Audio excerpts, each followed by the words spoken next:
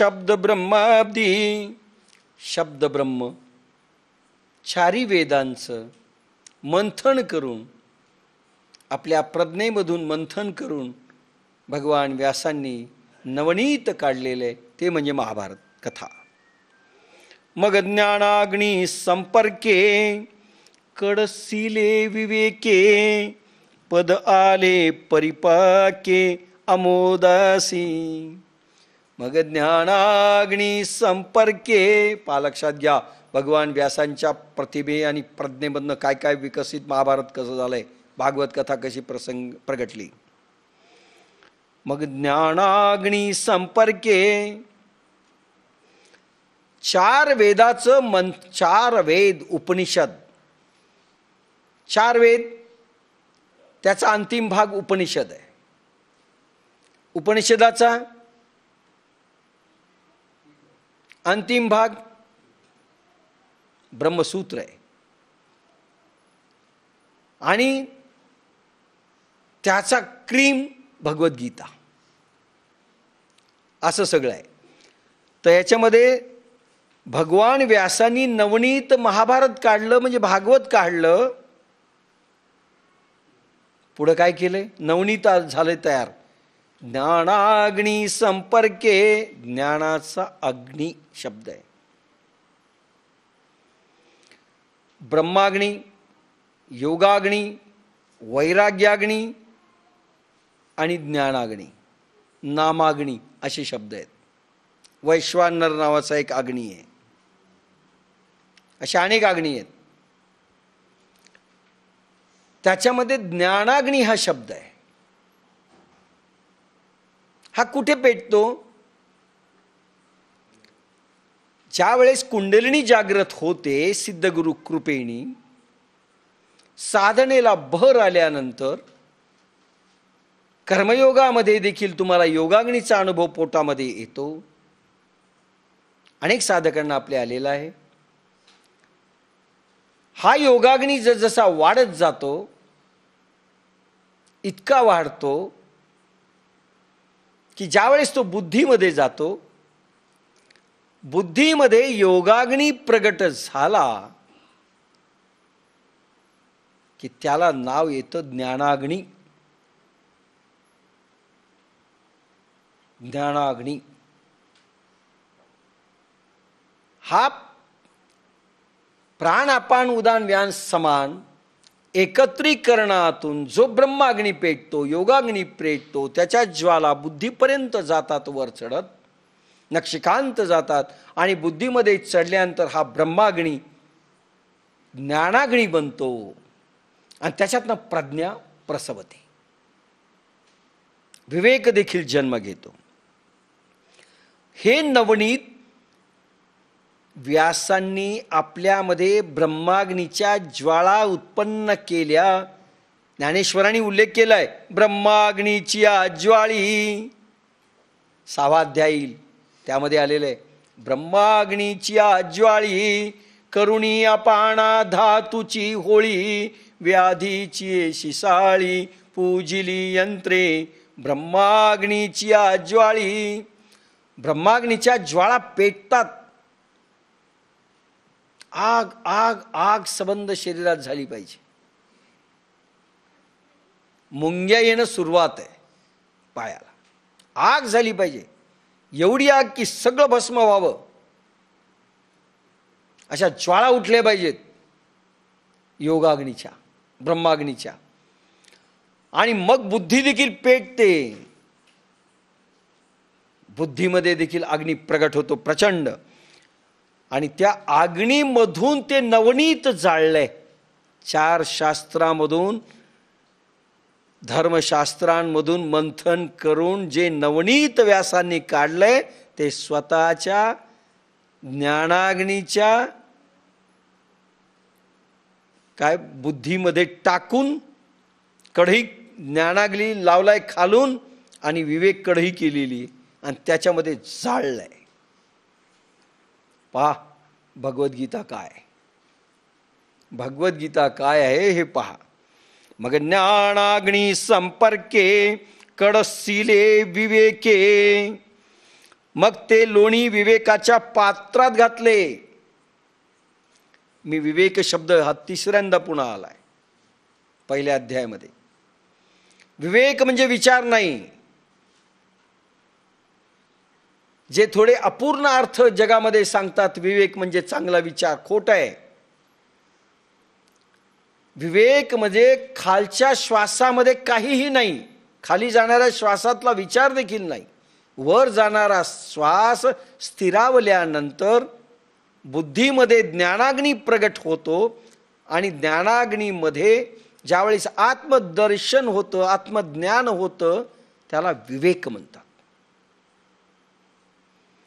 विवेकाच्या काचेतून आत्मा दिसू लागतो.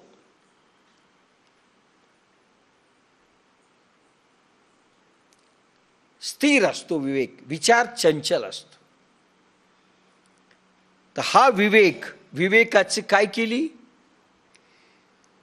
आणि विवेक कधी असतो? प्राण, मन, बुद्धी आणि अहंकार गुरुकृपेनी साधकाच्या साधनेच्या जोरावर, ज्ञानाग्नी आणि योगाग्नीच्या तपाच्या जोरावर ज्या वेळेस श्वास ऊर्ध्व होतात, येईल तो विषय हळूहळू. सुरुवात झालेली एकदम नाही समजणार. या क्रीम ओव्या आलेल्या आहेत. ज्ञानेश्वरीचं जिष्ट या काही ओव्यामधून आलेलं आहे. ट्रेलर ज्याला म्हणता येईल. पुढे ज्ञानेश्वरी काय, हे ट्रेलर आहे पहिल्या अध्यायात. पहिला अध्याय म्हणजे कंप्लीट ट्रेलर आहे. प्रत्येक अध्यायातलं काय काय येणार आहे. ज्ञानाग्नी विवेक ही कढई आहे. अगोदर स्थिरता झालेली आहे, एक प्रकारचं समाधी ध्यान लावलं गेले, सविकल्प समाधी ध्यान, आणि त्याच्यामध्ये ज्ञानाग्नी पेटलेलं आहे. आणि त्याच्यात ह्या कथा नवनीत जाळलंय, पुन्हा जाळलंय. जरी नवनीत आलं तरी पुन्हा जाळून पुन्हा काही तयार केलंय. पद आले परिपाके अमोदासी, त्यास विवेकाच्या पात्रात घातले आणि त्यास जे ज्ञानाग्नी देऊन कडसी कडविले. त्याचा जेव्हा उत्तम परिपाक झाला तेव्हा पद्यात्मक गीतेचे सुगंधी साजूक तूप तयार झाले. पूर्ण महाभारत ज्ञानाग्नीमध्ये कडसिलं, बाकीचा फापट पसारा उडाला आणि फक्त भगवद्गीता उरली. त्याच्यात भगवद्गीता, ज्ञानाग्नी आणि विवेकाग्नी कडसिल्यानंतर तयार होणारं परिपाक आहे.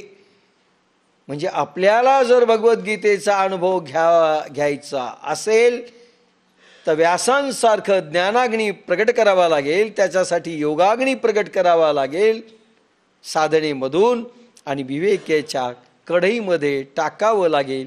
त्याच वेळेस कडसावं लागेल. त्याच वेळेस आपल्याला भगवद्गीतेचे, ज्ञानेश्वरीचे अनुभव येऊ लागतील. लक्षात घ्या. तूप तयार झालं. ज्ञानेश्वरी भगवद्गीता म्हणजे आता लोणी कढून तूप तयार झालं. पण विवेकाची कढई आणि ज्ञानाग्नीचा काय जाळ. आता पहा, ओव्या तुम्ही त्या वाचल्यात. मी पुण्याला जे प्रवचन दिलंय ती ओवी आता पुन्हा सांगणार नाही, पण त्या जवळजवळ येत चाललोय, कारण ती याला जोडून घ्यायची कॅसेट.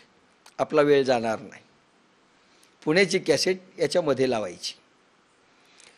जे अपेक्षी जे विरक्ती सदा अनुभवी जे संती, सोहम भावे पारंगती रमिजे जेत. भगवद्गीता ऐकण्याचा अधिकारी कोण? ज्याला विवेक निर्माण करता येतो, एक.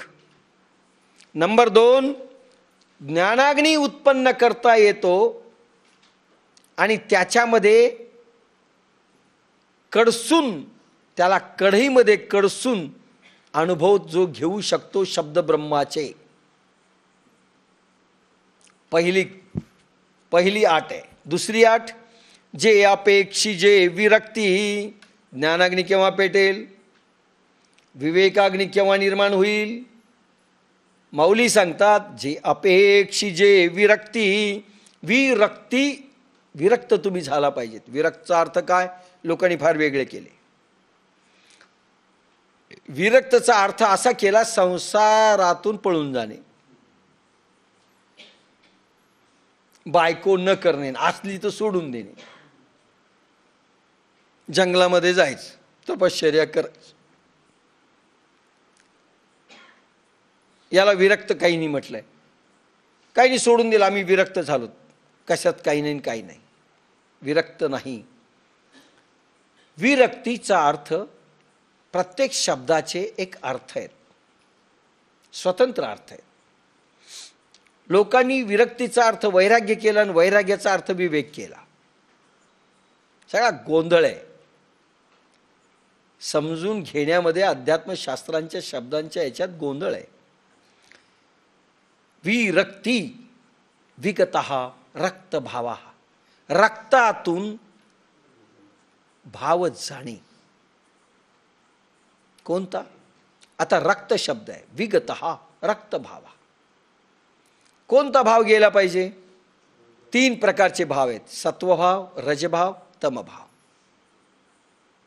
म्हणजे तमोगुण, रजोगुण आणि सत्वगुण. तमोगुण गेला पाहिजे, रजोगुण गेला पाहिजे आणि सत्वगुण तोही नंतर गेला पाहिजे, पण निदान काही दिवस उरला पाहिजे. कारण सत्वगुण जाऊन शुद्ध सत्व निर्माण व्हायचं आहे. म्हणजे काय व्हावं? आपल्याकडे आपण एक पद्धती दिली, जी हिंदुस्थानात कोणीही दिलेली नाही. आपल्या रक्तामध्ये विरक्ती आली हे कसं समजायचं? आपण ज्ञानेश्वरी ऐकण्याचे पात्र झालो आहोत, अनुभव घेण्यासाठी पात्र आहोत, हे कसं ओळखायचं? रक्तात विरक्ती आली पाहिजे असं ज्ञानेश्वर सांगतात. विरक्ती म्हणजे रक्तामध्ये रक्तभाव उत्पन्न झाला पाहिजे. कोणता? सत्वभाव. म्हणजे रज आणि तम गेलं पाहिजे. कसं ओळखायचं?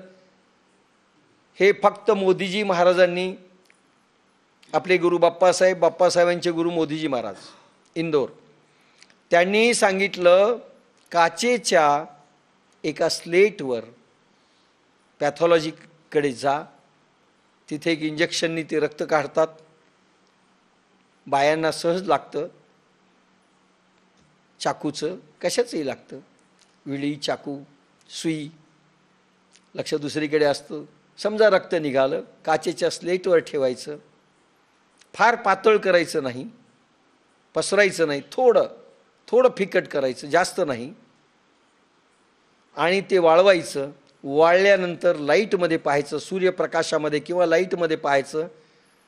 रक्तामध्ये काळा भाग जितका जास्त तितके आपण तमोगुणी,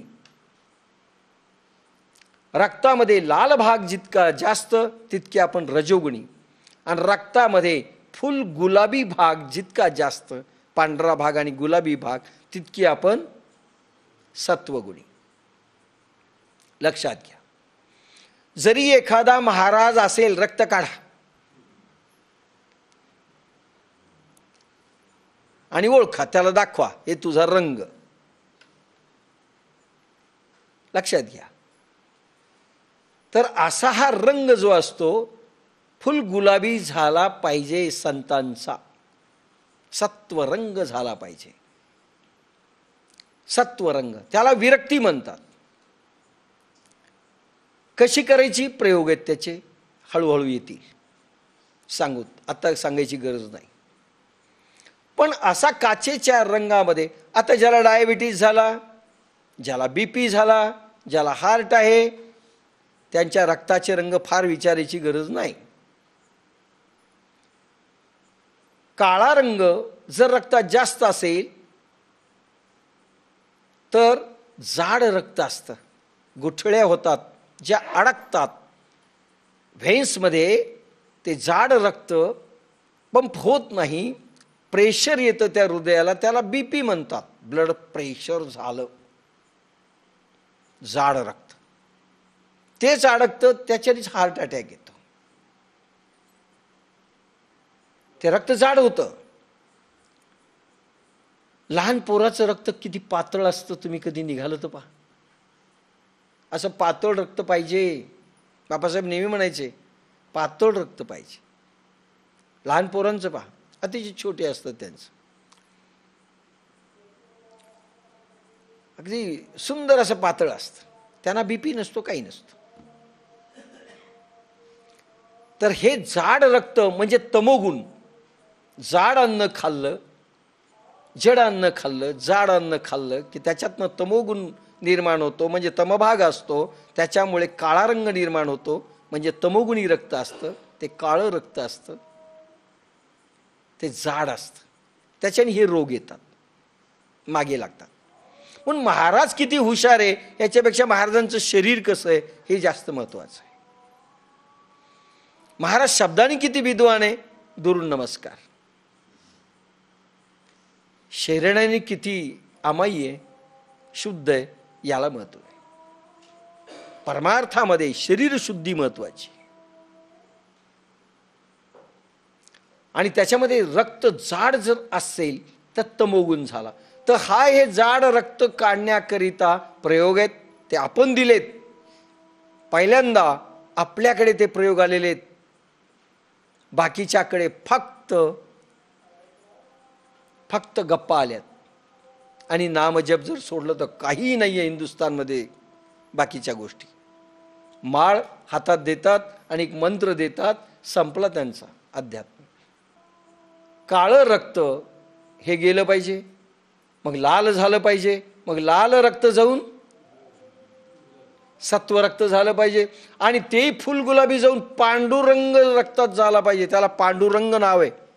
पांडुरंग ध्यानी पांडुरंग मणी जागृती स्वप्नी पांडुरंग. पांडू म्हणजे पांढरा रंग. पांढरा रंग रक्तात प्रगटला की ध्यानी मणी स्वप्नी पांडुरंग. तमोगुण रक्तात जास्त असेल तर भूतच दिसेल, नाही तर साप दिसेल. स्वप्नात आम्हाला सापच येतो, रक्तच तसं आहे. पण पांडुरंग असा शब्द आहे. पण भगवान महावीरांच्या काळातलं एक उदाहरण आहे जे अजून विद्वान परेशान आहेत.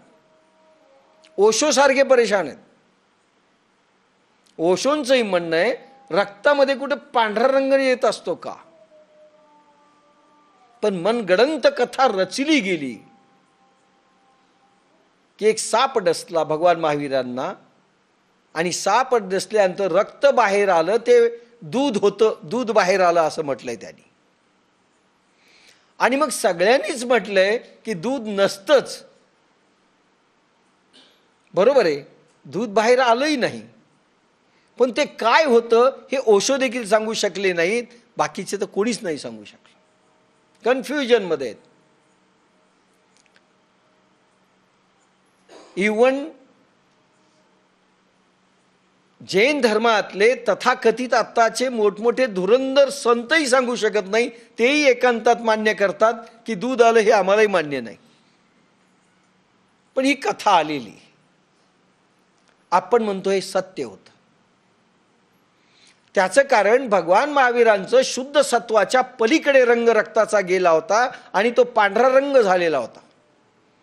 तम रज आणि सत्व तिन्ही गेलेलं होतं आणि शुद्ध सत्वाचा रंग एक पांढरा रंग झालेला होता. आणि पांढरा रंग जर बाहेर आला तर तो दुधासारखा दिसला. शिष्य त्या क्वालिटीचे नव्हते म्हणून ते दूध म्हणाले.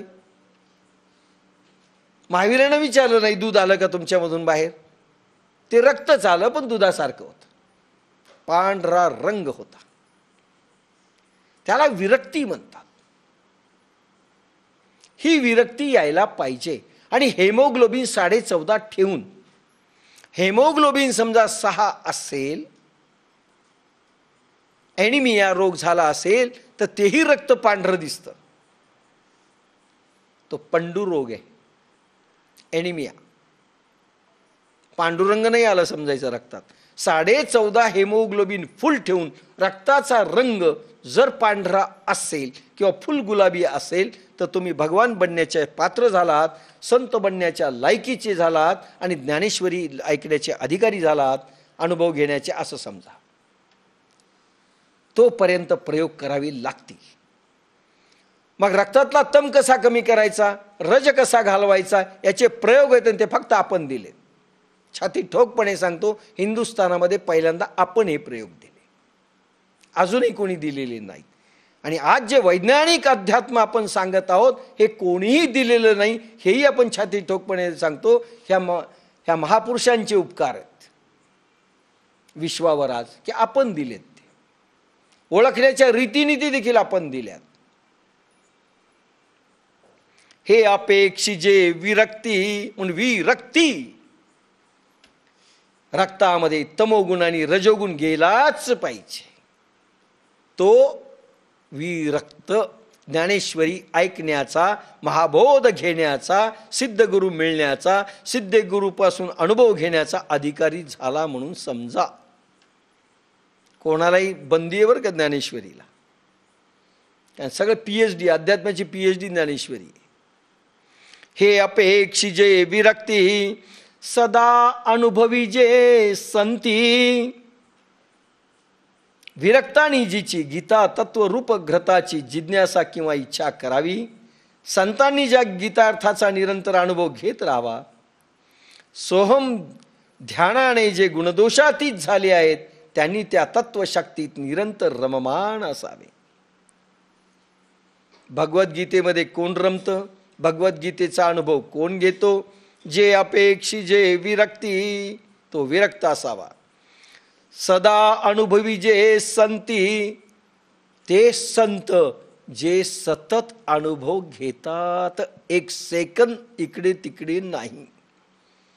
सतत अनुभव भगवत शक्तीचा ज्यांच्या समाधीमध्ये आहे, ज्यांच्या अंतरंगात आहे, ज्यांच्या उपादेय हृदयात आहे, ते संत. हे अपेक्षित आहेत ज्ञानेश्वरी ऐकण्याचे. सदा अनुभवी जे संती सोहंभावे पारंगती रमिजे जेत. हा प्राण जो खाली जातो, खालच्या श्वासात हंसा शब्दाचा उच्चार आहे, हंसा. वर जो जातो इथे ह आणि इथे सो, सोहम सोहम असा उच्चार होतो. सोहम सोहम सोहम सोहम. फक्त श्वासावर ध्यान दिलं की आवाज येतो, सोहम सोहम. नॅचरली आदळतो तो सोहम आवाज करत. आणि नंतर गुरुकृपेने सोहम ध्यान लागल्यानंतर आपल्याला आवाज ऐकू येतो, नाद ऐकू येतो, आपण नाही घ्यायचा. सोहम सोहम सोहम. प्रभू त्या नामाचा उच्चार करतो, तो ऐकायचा आहे. मुक्तेश्वर म्हणजे चांगदेवाला मुक्ताबाईने सोहम ध्यान दिलं. 1400 वर्ष जगणाऱ्या चांगदेवाला 9 वर्षाची मुक्ताबाई आळंदीच्या प्लॅटफॉर्मवर सांगते, हा मेला चांग्या कोरा राहिला. रागात होऊन ते निघाले, मला कोरा म्हटले. आणि हे पोरं चिमुरडे. वाघावर बसून निघाला आणि चाबूक वासुकी नाग हातात घेतला की दाखवतो म्हणून माझ्याकडे काय सिद्धी आहेत. आणि ज्ञानेश्वर ही भावंड, कारण झोपडं नव्हतं, काही नव्हतं, भिंतीवर ते बसले होते. चारी भावंड, टूथब्रश म्हणजे लिंबाची काडी, असे दातून करीत बसलेले असताना, दात घासीत बसले असताना ज्ञानेश्वर म्हणतात, अरे महान तपस्वी चांगदेव आपल्याला भेटायला यायलेत, आपल्याजवळ काही नाही, ते वाघावर यायलेत, वासुकी नाग हातात आहेत. तर म्हणले आपल्याजवळ काय जायला, आपण सामोरं जाऊ त्यांना. भिंतीला म्हणले, भिंत बाई तूच चल आता. आणि निर्जीव भिंत चालवली. चांगदेवानं लोटांगणच घातलं खाली उतरून. आणि मुक्ताबाईला म्हणाले, आम्हाला ज्ञानेश्वरांनी स्वतः दीक्षा नाही दिली, मुक्ताबाई तू दीक्षा दे. 8 वर्षाची मुलगी दीक्षा देते. काय हिंदुस्थान आहे. 8 वर्षाची बालिका. आणि आपण ज्ञानेश्वरीला येतो 60व्या वर्षी. 8 वर्षाची बालिका परिपूर्ण आहे या देशातली. आणि ती दीक्षा देते चांगदेवाला. वटेश्वर सुता ते बोले मुक्ताई, सोहम भावे अखंडित राही. सोहम ध्यान दिलं तिनं आणि तू रात्रंदिवस सोहम जपाईक. काय ताकद आहे मुक्ताबाईची. आणि तिनं पूर्ण केलं चांगदेवाला. गुरु 8 वर्षाची बालिका आहे. विचित्र विश्व आहे आध्यात्मिक. सोहम भावे पारंगती रमिजे तेथ, ती मौली ज्याची बहीण दीक्षा देते सोहम भावाची. आणि ते म्हणतात पात्र तेच आहेत, ऐकण्याचे अधिकारी आणि सांगण्याचे अधिकारी तेच आहेत की जे सोहम भावामध्ये अखंडित रमतात. सोहमनाद ज्यांचा घुमतो आणि विरक्ती रक्तात आलेली आहे आणि रात्रंदिवस अंगामध्ये श्रीरंग प्रगटलेला आहे. जे अकर्णी जे भक्ती, ज्ञानेश्वरी ऐकण्याचा अधिकारी कोण किंवा अनुभव घेण्याचा अधिकारी कोण किंवा साधक कोण असावा, त्याच्या ओव्या येथे या. पुन्हा पुन्हा विषय येणार नाही. जे अकर्णी जे भक्ती, जे अधिवंद्य त्रिजगती, ते भीष्म पर्वी संगती सांगिजेल. जिला लोणकडे तूप म्हटले आहे त्या गीतेचे भक्तांनी श्रवण करावे. श्रवण शब्द आलाय. मी सुरुवातीच्या अनेक कॅसेटमधून श्रवण ह्या शब्दावरच बोललोय. श्रावक शब्द जैन धर्मामध्ये आलाय किंवा इकडेही आलाय. श्रावक कशाला म्हणतात? श्रवण शब्दावर मी खूप बोललोय आणि श्रावक शब्दावरही बोललोय. ऐका, तुमच्या मनामध्ये कुठलेही विचार तरंग जर थोडाही दुसरा आला, 1 सेकंदाचा, 2 सेकंदाचा, 4 सेकंदाचा तरी श्रवण गेलं, श्रवण संपलं. कारण तुमचं स्वतःचं येईल मग त्याच्यामध्ये. मी अनेक उदाहरणं दिलेली. अर्धा मिनिट जरी तुम्ही डिस्कनेक्ट झाले माझं ऐकताना आणि तुमचे विचार येतील, ते श्रवण नाही. काय म्हटलं? जे लोणकडे तूप पटले आहे त्या गीतेचे भक्तांनी श्रवण करावे. भक्त जो विभक्त नाही तो भक्त, ज्याचा प्राण मन बुद्धी आणि अहंकार आत्म्याशी युक्त सतत झालेला आहे, रात्रंदिवस झालेला आहे, जो विभक्त नाही त्याला म्हणतात भक्त. श्रवण करावे. जी तिन्ही लोकात सर्वप्रथम नमस्कार करण्यास योग्य आहे ती गीता भीष्म पर्वात प्रसंगानुसार सांगितलेली आहे. त्या गीता ऐकण्याचे अधिकारी कोण? तर तुम्ही भक्त म्हणून बसले पाहिजेत आणि श्रवण भक्ती पूर्ण पाहिजे. मी पूर्वी कॅसेटमध्ये सांगितले, जे नसतील त्यांनी ऐकावं. तर ही भीष्म पर्वामध्ये जी कथा सांगितलेली आहे भगवद्गीता, पण पात्र वरचे लोक पाहिजेत, तसे पाहिजेत. कारण भगवान व्यासांनी ज्ञानाग्नीतून कळसिलेलं नवनीत आहे, विवेकाच्या कढईतून. ते ऐकण्याचे अनुभव घेण्याचे वाढणार कोणाला? वरची कंडिशन्स आहेत. विरक्ती, सोहमभाव, अनुभव घेण्याची पात्रता, हे सगळं आलं पाहिजे. ती अटी आहेत. ती मी वंदन करतोय. भगवान ज्ञानेश्वर भगवद्गीतेला वंदन करतायत. जे भगवद्गीता म्हणजे जे ब्रह्मेशाणी प्रशंसिजे, जे सनकादिकी सेविजे आदरेसी. अरे मी नाही फक्त वंदन करत, जे भगवद्गीता म्हणजे, जिला भगवद्गीता असे म्हणतात. भगवत गीता, भगवत गीता, भगवत गीता, फार मोठे वाक्य आहे. भगवंतानं गायलेलं गीत, भगवंतानं गायलेलं गाणं म्हणजे गीता. भगवंत गातोय, लक्षात घ्या. गीत शब्द आहे. गीत शब्दामध्ये भस्कापुरी शब्दज्ञान नाही. गीत आणि संगीत म्हणजे एक लयबद्धता आहे, तालबद्धता आहे, स्वरबद्धता आहे, माधुर्यता आहे, रसयुक्तपणा आहे. शब्द कसे? गीत सुमधुर आहेत, सुमंजूळ आहे. गीत म्हटलंय. वेणुनाद आहे. भगवद्गीता भक्तीचा वेणुनाद आहे, गीत आहे.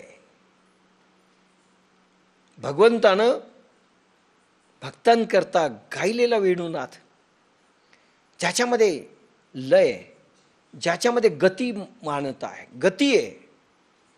गतिवंत धर्म आहे भगवद्गीता, स्थितिवंत नंतर होईल. प्रवाह आहे. लक्षात घ्या, आनंदाचा प्रवाह, प्रेमाचा प्रवाह, चेतनेचा प्रवाह निनादला, प्रगटला, वाहिला, ते म्हणजे भगवद्गीता. भगवत, भगवंताची. पुन्हा भग शब्द आहे. त्या भग शब्दातनं पुन्हा आले पहा भगवंताच्या 6 शक्ती: यश, श्री, ज्ञान, वैराग्य, ऐश्वर्य आणि धर्म. म्हणजे 6 शक्ती गीतामधून प्रवाहित झाल्या, ती भगवद्गीता. लक्षात घ्या, माऊलींचे शब्द कसे आहेत, अफाट आहेत. जिला भगवद्गीता असे म्हणतात, जे भगवद्गीता म्हणजे जे ब्रह्मेशाणी प्रशंसिजे. अरे भगवंतानी वेणुनाद गायला, वेणुनाद निनादल्यानंतर चराचर अवाक झालेले आहेत. उमेश, महेश, ब्रह्मदेव वेडे झाले बासरीचे स्वर ऐकून. पण ती तरी त्यावेळेसच्या लोकांकरता होती. ही भविष्य काळातल्या विश्वाकरता निनादलेले स्वर आहेत भगवंताचे. याच्यामध्ये तर सर्वांनाच वेड व्हावं लागेल, फक्त गोपिका नाही, तो काळ नाही. सर्व काळाकरता, त्रैलोक्याकरता भगवंताने हे गीत गायलंय. स्वतःच्या तोंडून पहिल्यांदा गायलंय. भगवान गोपालकृष्णांच्या अवतारापूर्वी स्वतःहून कोणीही गीत गायलेलं नाही. ऋषींनी गीतं गायली, ती ऐकून भक्तांनी अनुभव घेतले. पण स्वमुखाने हा भगवान, वेद जरी प्रगट झाले तरी भगवंताचे नाही आहेत, ते निश्वासातून झालेले आहेत. भगवंताच्या निश्वासातून वेद आहेत.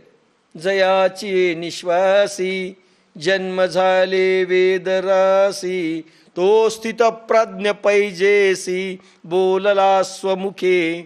स्वतःच्या तोंडातून तो बोललाय, स्थितप्रज्ञ भगवान. म्हणून भगवद्गीतेला जास्त महत्व आहे. हे ऋषींचं गायलेलं गीत नाही आहे, हे स्वतः भगवंतानी स्वमुखाने गायलंय. म्हणून सर्व शास्त्र बाद ठरलीत, कारण भगवंतानी गायलंय. आता बाकीच्यांचं सगळे गीतं संपली.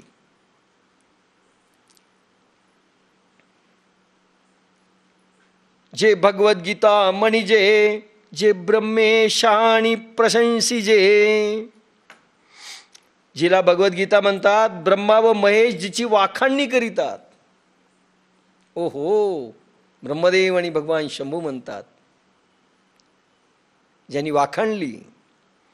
व सनकाधिक जिचे आदराने सेवन करतात. सनक, सनंदन, सनतकुमार आणि सनातन हे ब्रह्मदेवाचे 4 मानसपुत्र आजही 5 वर्षाच्या वयातच आहेत. यांना 6वं वर्ष लागत नाही. जन्मले तेव्हापासून 5 वर्षाचे, आजही 5 वर्षाचे, यांना वरदान आहे. आणि दिगंबर अवस्थेत हे 4ही आहेत. खरे दिगंबर जैन मी नेहमी म्हणतो हे 4 आहेत. पहिले दिगंबर जैन हे सनक, सनंदन, सनतकुमार आणि सनातन. आणि त्याच वयाचे आज आहेत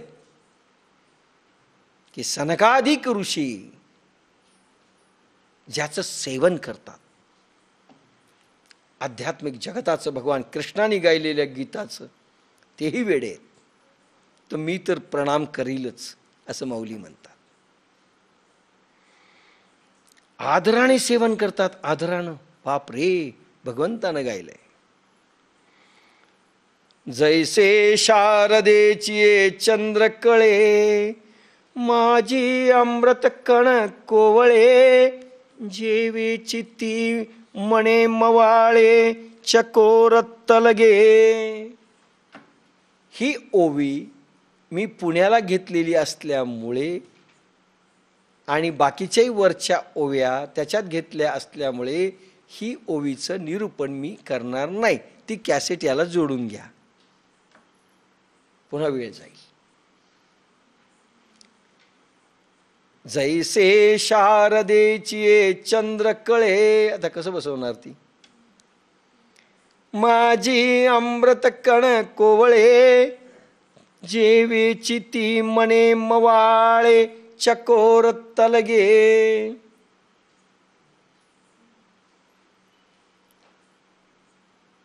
काय झालं? मी पुण्याला अनिता कडकडे ह्या ओवीवर ते 2 तास बोललो, तरी पण म्हणतायत काही भाग सांगा, कारण ते ॲडजस्ट होणार नाही, पण ही ओवी थोडी घेतो. जैसे शारदेची चंद्र कळे माझी अमृत कण कोवळे जेवेची ती मणे मवाळे चकोर तलगे.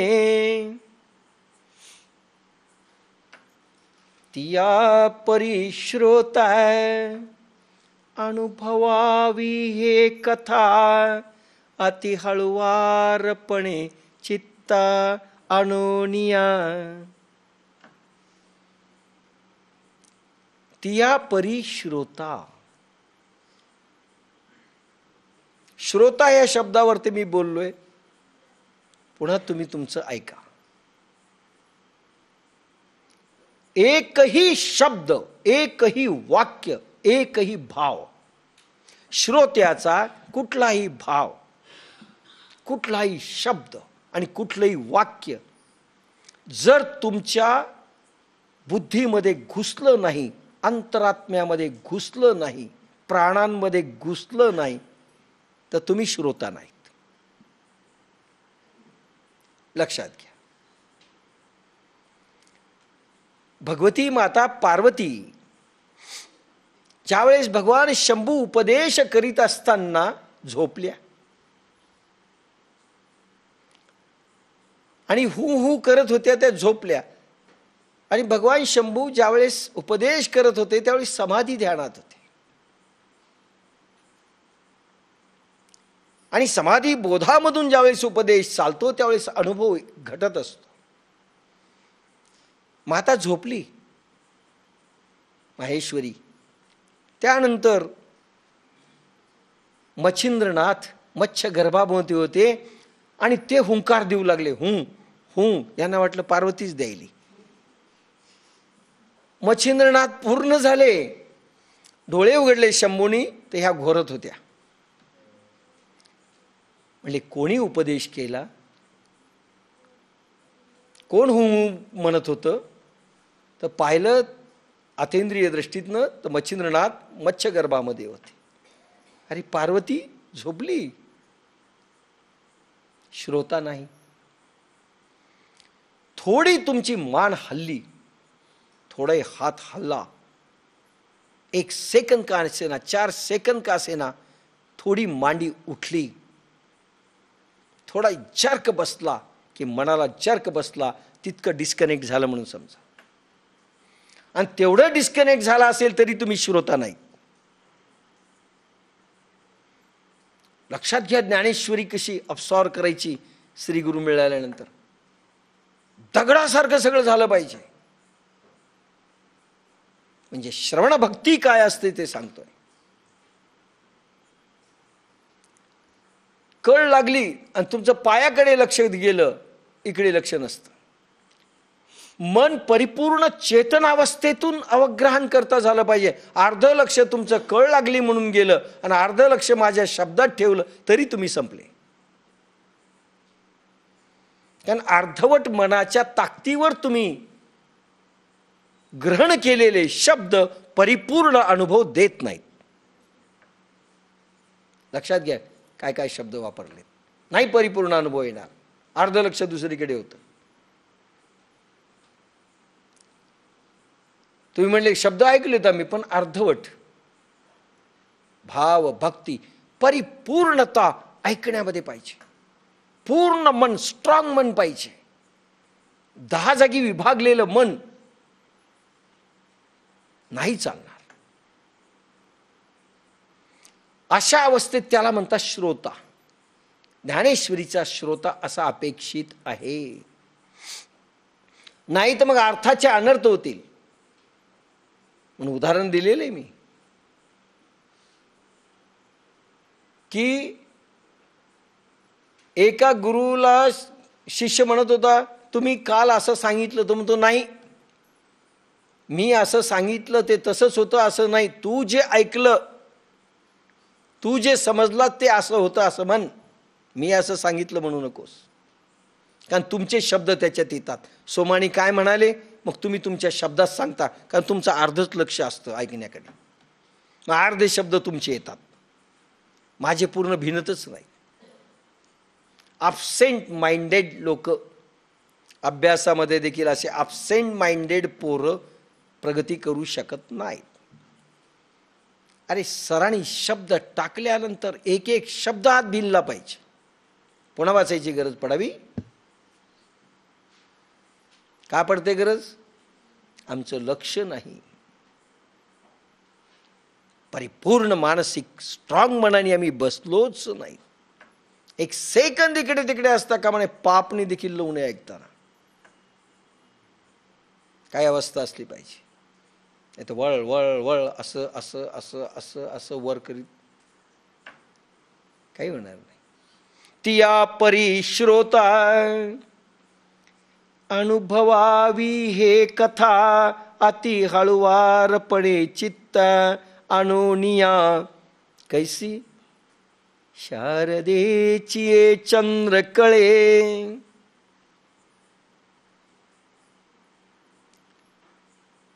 मनाचं चित्त झालं पाहिजे. अति हळुवारपणे चित्त अनुनिया. अगोदर तर मनाचं मन पण संपलं पाहिजे असं ज्ञानेश्वर सांगतात. तुम्हाला ऐकायचं असेल सद्गुरूंचं श्रवण, मनाचं मन पण संपलं पाहिजे. मनाचं मन पण काय असतं? मन पण काय असतं? मन पण म्हणजे चंचलत्व. मन म्हणजे विचार करणारी शक्ती. मेंदूचा खालचा कप्पा एक जो असतो तो मन आहे, आणि ते विचार करतं आणि चंचलत्व आहे त्याला. मन म्हणजे चंचलपणा. रजोगुण जास्त असतो ते मन चळवळ वळवळ करतं. जे एका जागी बसूच शकत नाहीत, वळ वळ वळ, पोरं काय बाया काय चालूच असतं. असं असं असं रक्तरंग चळवळ आहे, म्हणजे रजोगुण जास्त आहे.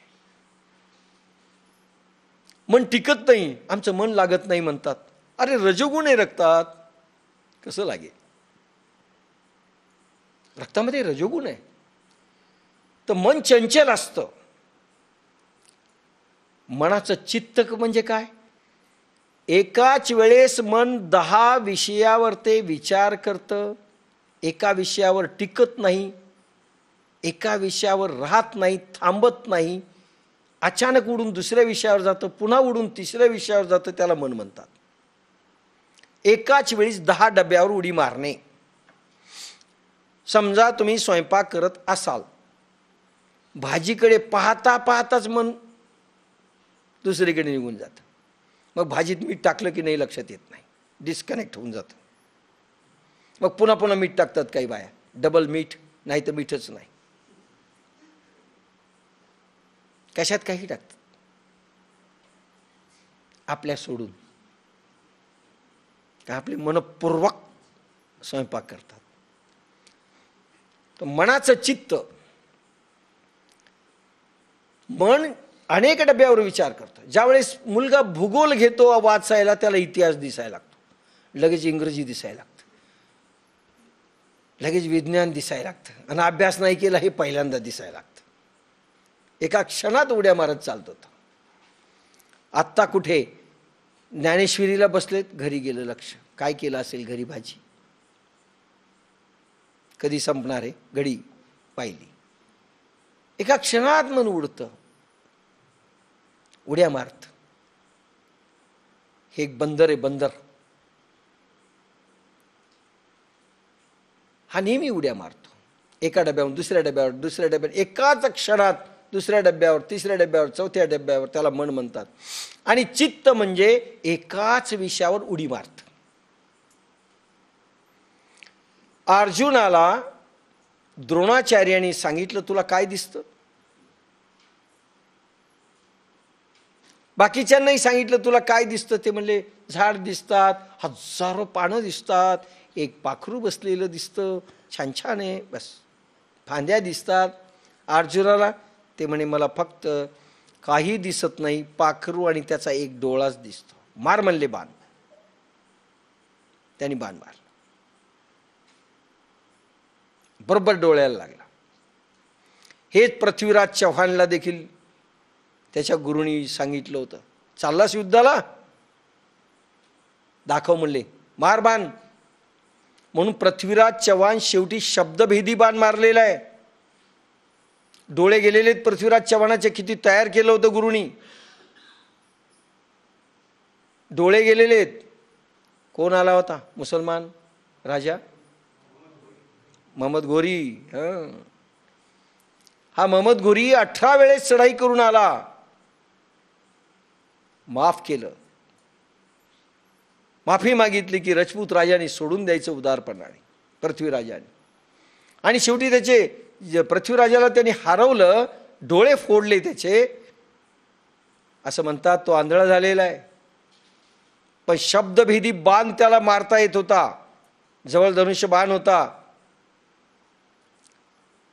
आणि महमद घोरी असा बसलेला आहे, चंदवरदाई भाट हे म्हणतोय, गाणं म्हणतोय. आणि त्यांनी त्याच्या गाण्यामध्ये असं सांगितलंय की किती फुटावर, किती गजावर महमद घोरी बसलेला आहे. त्यांनी माप सांगितलं त्याला,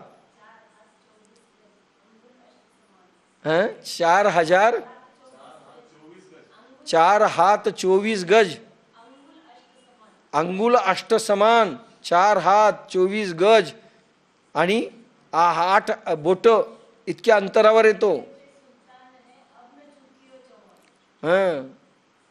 वहां पे सुलतान है अब न चुको चव्हाण. 17 वेळेस चुकला, 18व्या वेळेस चुकू नको. आणि त्यांनी घंटा वाजवली किंवा एक काहीतरी त्या घंटेवर ते बाण मारला शब्दभेदी. आणि त्यानंतर त्यांनी ठाका मारला महमद घोरीनी. ओहो वा वा म्हणून, वा वा म्हणून त्या आवाजावर त्यांनी पुन्हा बाण मारला आणि घोरीला संपवला. अशी कथा आहे. इतकं तयार केला होता. किती कॉन्सन्ट्रेशन पाहिजे असेल. हे चित्त झालं पाहिजे, मनाचं चित्त एकाच विषयावर ते केंद्रीकरण. एकाच वेळेस अनेक विषयावर मन झालं. आणि जे विद्यार्थी खूप मोठे होतात त्याचं कारण मनाचं चित्त झालंय. गोपिकांचं मनाचं चित्त केलं होतं भगवंतानी आणि तेही चोरलं. अशी कथा आहे. हरीने माझे हरिले चित्त. ज्यांच्या चित्तामध्ये फक्त भगवंत होता, एकच विषय, एकच विषय चित्तात असणं, एकाच वेळेस एक विषय. आपल्या वेळेस एकाच वेळेस अनेक विषय. भूतकाळात, भविष्य काळाचे अनेक अनेक अनेक अनेक. मग आपण पझल होतो. मी बोर झालो, मी टायर्ड झालो, हे शब्द येतात. काहीच कळत नाही. पागल झालो शेवटी म्हणतात. मनाचं म्हणजे एक विषय बस, दुसरा काही दिसता कामा नये. सायंटिस्टना मनाचं चित्त करतायत. अरे भूक देखील ते विसरतात, तहानही विसरतात. गोपिकाही विसरले. एक विषय बस, तोच, दुसरं काही दिसत नाही. डोळाच दिसतोय अर्जुनासारखा. त्याला म्हणतात मनाचं चित्त. ते पातळ होत असतं. ते कशाने होतं? ज्यावेळेस सत्व भावच राहतो आणि रजभाव आणि तमभाव रक्तामधला निघून जातो, सत्वभाव उरतो, त्यावेळेस चंचलपणा रजातला नष्ट होतो आणि मनाचं चित्त होतं, सत्वामध्ये चित्त होत असतं. आणि त्यावेळेस थोडा अभ्यास केला की शार्प होतो मुलगा. रक्त रंग बदलले पाहिजेत. अभ्यास फार करायची गरज नाही, बरं, फार करायची गरज नाही. फडतूस पोरं आहे जे प्रचंड अभ्यास करतात, डोंगर पोखरून उंदीर काढतात. सायन्स सगळं वेगळं आहे.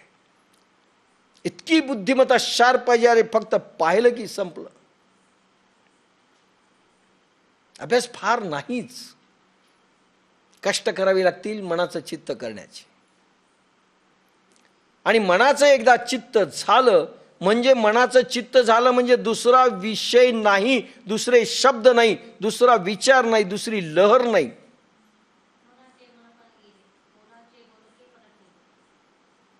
मनाचे मनपण गेले. मनाचे मनपण संपलं पाहिजे, चित्त राहिलं पाहिजे, जे फक्त एकच विषय अवग्रहण करेल. तिया परी श्रोता एकही वाक्य मिस होता कामा नये. माझं प्रवचन जसंच्या तसं सांगता आलं पाहिजे, त्याला म्हणतात श्रोता.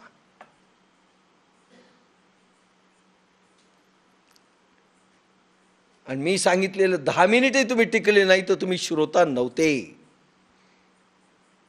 ठसलं पाहिजे प्रत्येक वाक्य की मी जसेच्या तसं रिप्रोड्यूस करू, जसेच्या तसं. ऋषीमुनींच्या प्रज्ञापा कशी होती.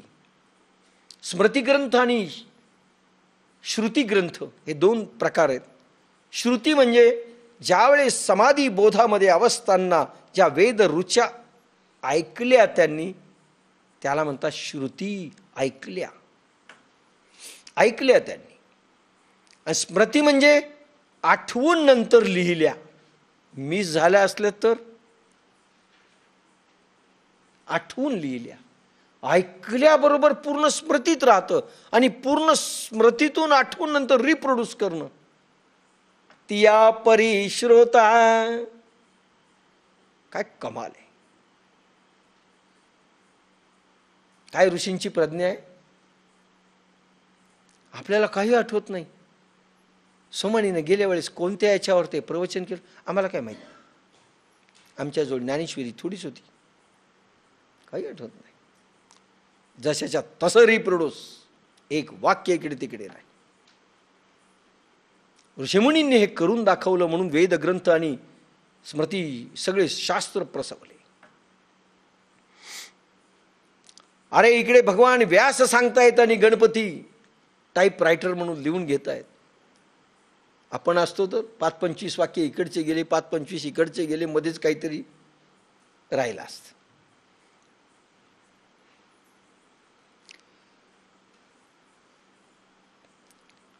जैसे शारदेची चंद्र कळे, अति हळुवारपणे चित्ता अनुभवावी हे कथा.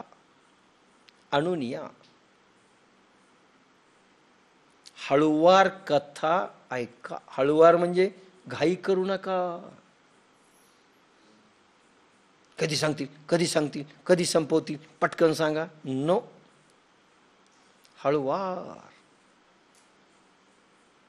काही गर्दी नको. एक तर चित्त करा, हळुवार ऐका. म्हणजे एक एक शब्दातले भाव पराग कण पूर्ण अब्सॉर्ब करा, त्याला हळुवार म्हणतात. प्रत्येक भावामधला पराग कण अब्सॉर्ब करा, जिरून घ्या, मुरून घ्या आतमध्ये. तो श्रोता असावा, ऐकणारा सद्गुरूंचे वाक्य. मग किती मोठे सद्गुरू मिळाले तरी शिष्य का टिकत नाही, तो श्रोता नसतोच. आणि त्याला लागणारी लायकी, पात्रता त्याच्यामध्ये नसते. हे खरं कारण आहे.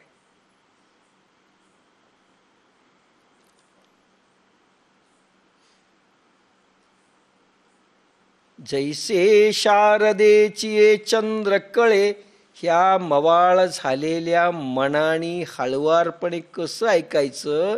जैसे शारदेची चंद्र कळे, शरद ऋतूतील चांदणं चकोर पक्षी अवग्रहण करतो. हे पहा, चकोर पक्षी कोणत्याही दिवसाचं चांदणं खात नाही आपल्यासारखं. आपलं वेगळं आहे. भूक लागली, मग स्वयंपाक झाला नाही, बस जे असेल ते दे, चल 2 दिवसाची शिळी बरं टाक, हरकत नाही. असा चकोर नाही.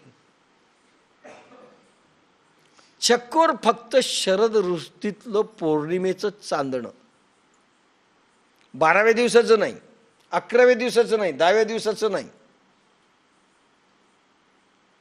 फक्त चंद्रमेचं शरद ऋतूतलं पूर्ण अंशाने, पूर्ण कलेने ज्यावेळी चंद्रमा आपली किरण उधळतो, ते किरण फक्त वाट पाहतो वर्षभर आणि तेच फक्त घेतो. लक्षात घ्या, ज्यावेळेस सद्गुरू आपल्या पूर्ण शक्तीनिशी किरण उधळतील, लक्षात घ्या, पूर्ण प्रसन्न होऊन, पूर्ण आनंदाने, पूर्ण चंद्रकला होऊन, शरद ऋतूतलं पूर्ण चंद्रमा होऊन ज्यावेळेस ते देतील, त्याच वेळेस चकोर बनलेले तुम्ही टपलेले राहा. वाट पहा, वेट अँड वेट. मी सांगितलं होतं काय, वेट करा म्हणजे प्रतीक्षा करा, प्रतीक्षा करा, प्रतीक्षा करा. लगेच माणसं बसतात अशी साधनेला, अनुभव फारसे येईनच. प्रतीक्षा करा. अनुभवासाठी बसूच नका, नाही येणार. देईल भगवान कधी, नाही देणार कधी. बसून राहा ना. फळाची आशाच करू नका, प्रतीक्षा करा, प्रतीक्षा करा. किती करा, मी सांगितलं ना. एका साधूनी काय केलं, संपलंय का?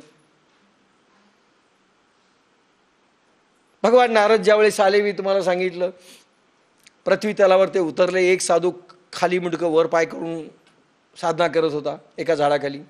नारदाला पाहिल्यानंतर आले, भगवान नारदा, वा वा वा, छान झालं, तुमचं डायरेक्ट कनेक्शन विष्णूंशी आहे, भगवान विष्णूंशी. सांगा बरं, आता किती वर्ष झाले मी साधना करतोय, मला ते केव्हा दर्शन देणार आहेत सांगा. ते म्हणजे ठीक आहे ठीक आहे, मी पाहतो. नारद गेले, भगवान विष्णूला विचारले. त्यांनी असं सांगितलं, जा त्या भक्ताला असं सांग की झाडाला जितकी पानं आहेत तितक्या वर्ष तुला तपश्चर्या करावी लागेल. आले नारद सांगायला. उभा राहायला, खाली मुंडकं जे वर पाय केलेले होते ते पुन्हा सरळ झाला. म्हणलं, सांगा सांगा नारदा, काय म्हणाले भगवान? म्हणले, जितके पानं आहेत तितक्या वर्ष.